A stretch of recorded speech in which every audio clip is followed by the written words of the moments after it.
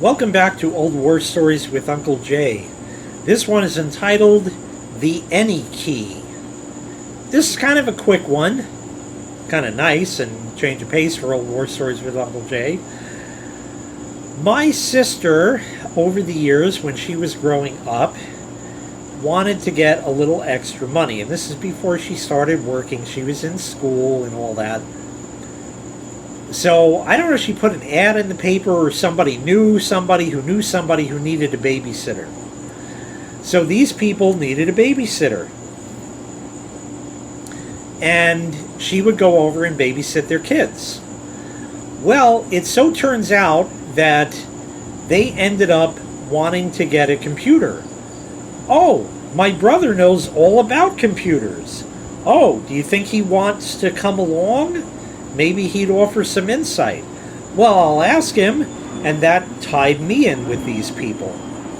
The guy was a chiropractor. Never got an adjustment from him, chiropractic adjustment from him, but I did work for him. I think I have one of his old computers from there. I think it's still around somewhere. I don't know if it still works. That was a 386 computer, and it was old. And it ran a DOS program, text-based only, for keeping track of his patients and information and payments received and stuff like that.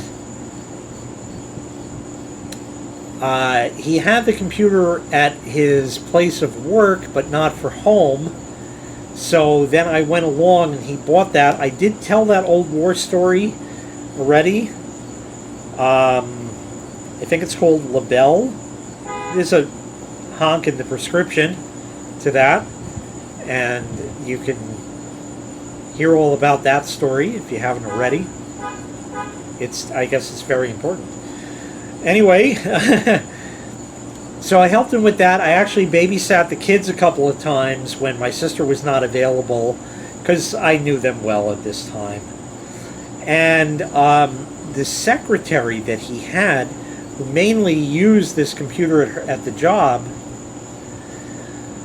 the program had certain options where you could back stuff up and restore stuff or something. And whoever wrote this old program had programmed it to, okay, back up your stuff, and you backed up to floppy disks. So you would put in as many disks as needed. And when the disk was full, it would ask you to put in the next disk to continue backing up. And it would tell you to press any key. This secretary specifically and deliberately each time pressed the N key on the keyboard. And the only reason that I could think of, you might think, oh, well, maybe her name is Nancy, so she'd type N for that. No, it was N for any. So that was as close as we got to the any key on the keyboard. She would press the any key, and that was the story. Long and short of this, the end result, he ended up getting another office farther away. I had to drive there.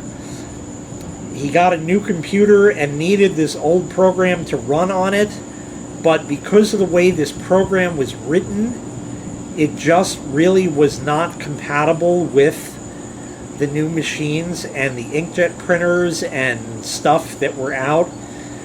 So I had to have it, I figured something out to make it work, and it was a special routine that it had to do each time the machine was booted up, where it would open access to the printer port for this chiropractic program, and it had to actually waste a page each and every time, but that was the only solution. And the reason this occurred was because this program that ran under DOS made direct hardware calls to various components of the machine, which you could do under DOS, but not under Windows. So I had to enable special permissions for that within Windows, and I had found by sending data out to the port over a standard call first, the printer was able to print it, and then the chiropractic program was able to print.